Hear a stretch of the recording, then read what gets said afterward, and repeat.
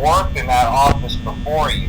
I'm finishing up my last week now, as a matter of fact, so I know it can be a bit overwhelming, but I'm here to tell you there's nothing to worry about. You'll be fine. So let's just focus on getting you through your first week, okay? Let's see. First, there's an introductory greeting from the company that I'm supposed to read. It's kind of a legal thing, you know.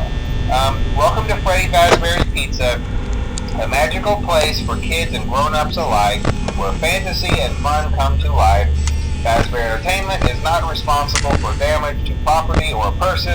Upon discovering that damage or death has occurred, a missing person report will be filed within 90 days or as soon as property and premises have been thoroughly cleaned and bleached and the carpets have been replaced.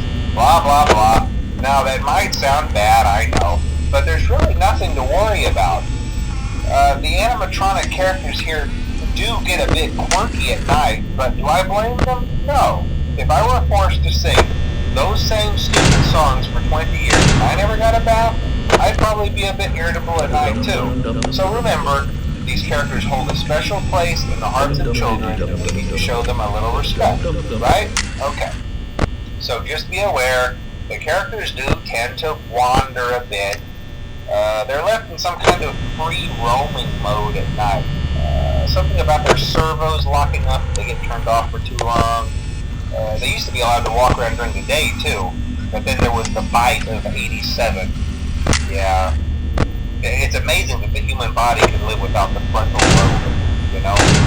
Now, concerning your safety, the only real risk to you as a night watchman here, if any, is the fact that these characters, if they happen to see you after hours, probably won't recognize you as a person.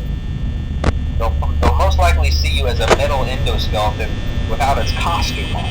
Now, since that's against the rules here at Freddy Fazbear's Pizza, they'll probably try to forcefully stuff you inside a Freddy Fazbear suit.